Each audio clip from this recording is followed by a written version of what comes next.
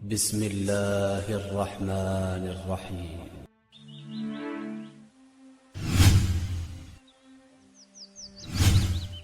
السلام علیکم ناظرین، آج کی ویڈیو میں ہم بات کریں گے وہ کون سی وجہ تھی کہ اللہ تعالیٰ نے حضرت عائشہ رضی اللہ عنہا اور حضرت حفصہ رضی اللہ عنہا سے ناراض ہو کر قرآن میں سورہ تحریم میں آیتیں نازل کی، اور ساتھ ہی ویڈیو کے آخر میں ہم بات کریں گے اللہ تعالیٰ کیوں سورہ تحریم نازل کر دنیا کی عورتوں کو کیا سبق دینا چاہ رہے تھے۔ تو ناظرین، آپ سے گزارش ہے اس واقعہ کو جاننے کے لیے ویڈیو کو آخر تک ضرور دیکھیں۔ ام المومنین سیدہ عائشہ رضی اللہ عنہا سے روایت ہے کہ خدا کی قسم میں نے یہ منظر دیکھا ہے کہ کچھ حبشی مسجد نبوی میں نیزہ بازی کر رہے تھے، تو نبی کریم صلی اللہ تعالیٰ علیہ وآلہ وسلم مجھے ان کا کھیل دکھانے کے لیے اپنے چادر کا پردہ کر میرے حجرے کے دروازے پر کھڑے ہو گئے۔ میں آپ صلی اللہ تعالیٰ علیہ وآلہ وسلم کی کندھوں کے درمیان سے ان کا کھیل دیکھ رہی تھی۔ آپ صلی اللہ تعالیٰ علیہ وآلہ وسلم میری وجہ سے مسلسل اس وقت تک کھڑے تھے جب تک کہ میں کھیل دیکھتی رہی۔ جب میرا کھیل دیکھ کر جی بھر گیا تو میں واپس اپنے حجرے میں چلی آئی۔ حضرت عائشہ رضی اللہ عنہا سے یہ بھی روایت ہے کہ آپ صلی اللہ تعالیٰ علیہ وآلہ وسلم نے اپنا معمول بنایا ہوا تھا کہ ہر روز نماز عصر کے بعد اپنی بیویوں کے پاس جایا کرتے تھے۔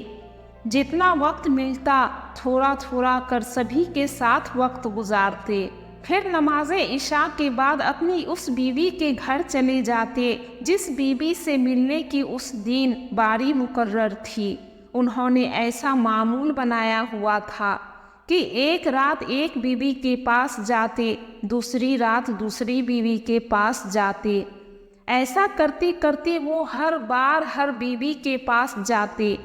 آپ صلی اللہ تعالیٰ علیہ وآلہ وسلم کی بیویاں دو حصوں میں تقسیم تھیں، کیونکہ کچھ بیویوں کا ایک دوسرے سے تعلق زیادہ اچھا ہونے کی وجہ سے وہ ہر بات ایک دوسرے سے کہنا پسند کرتی تھیں۔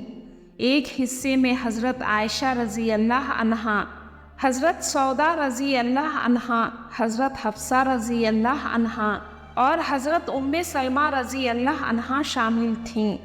دوسرے حصے میں حضرت زینب رضی اللہ عنہا کے ساتھ باقی کی دوسری بیویاں شامل تھیں۔ آپ صلی اللہ تعالیٰ علیہ وآلہ وسلم روزانہ اپنی معمول کے مطابق اپنی بیویوں کے پاس جاتے۔ ایک وقت ایسا آیا کہ آپ صلی اللہ تعالیٰ علیہ وآلہ وسلم حضرت زینب رضی اللہ عنہا کے گھر زیادہ رکنے لگے، تو آپ کی دوسری بیویوں نے یہ محسوس کیا کہ آپ صلی اللہ تعالیٰ علیہ وآلہ وسلم ہماری نسبت بی بی زینب رضی اللہ عنہا کے یہاں زیادہ وقت گزارتے ہیں۔ ایک دن حضرت عائشہ رضی اللہ عنہا اور باقی بیویاں ایک جگہ اکٹھی ہو کر معلوم کرنے لگیں کہ آخر کیا وجہ ہے جو نبی کریم صلی اللہ تعالیٰ علیہ وآلہ وسلم بی بی زینب کے یہاں زیادہ وقت گزار رہے ہیں۔ تو انہیں معلوم ہوا کہ بی بی زینب رضی اللہ عنہا کے گھر کسی رشتہ دار نے تحفہ کے طور پر شہد بھیجا ہے۔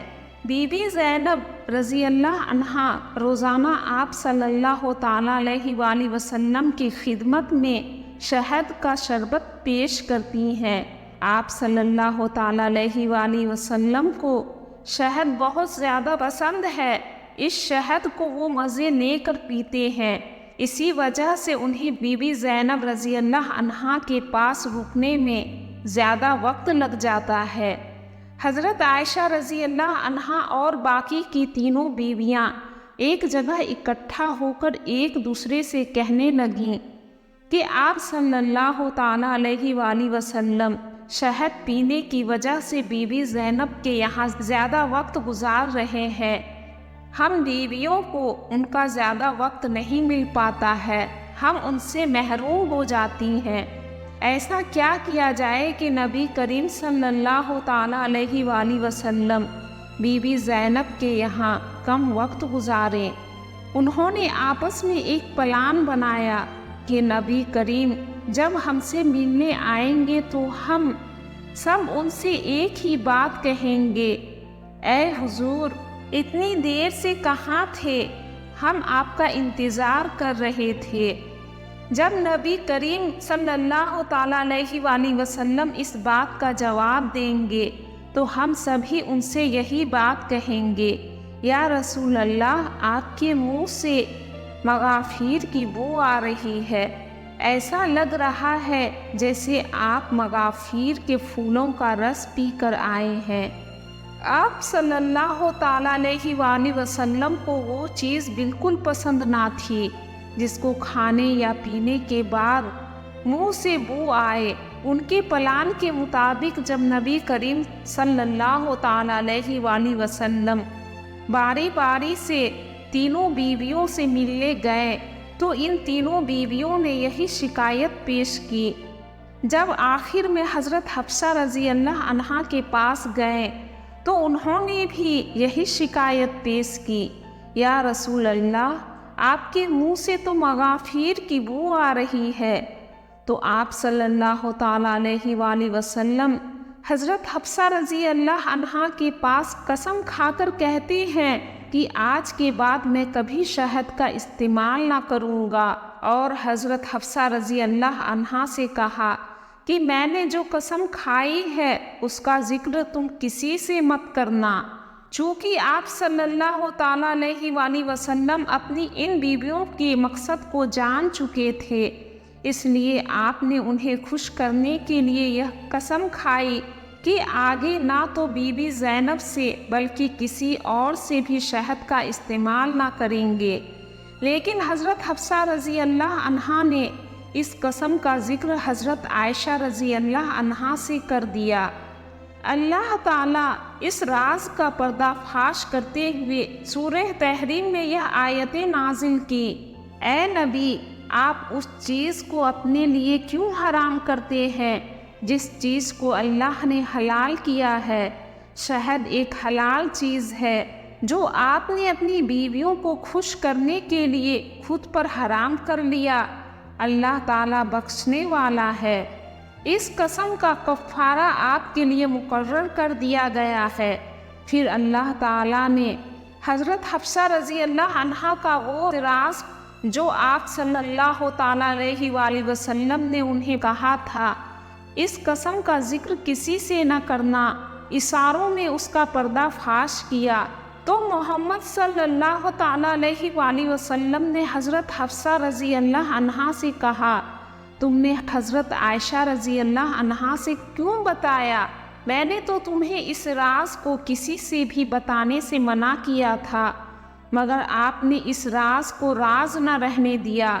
حضرت حفصہ رضی اللہ عنہا آپ صلی اللہ تعالیٰ علیہ وآلہ وسلم سے پوچھنے لگیں، یا رسول اللہ، آپ سے کس نے کہا؟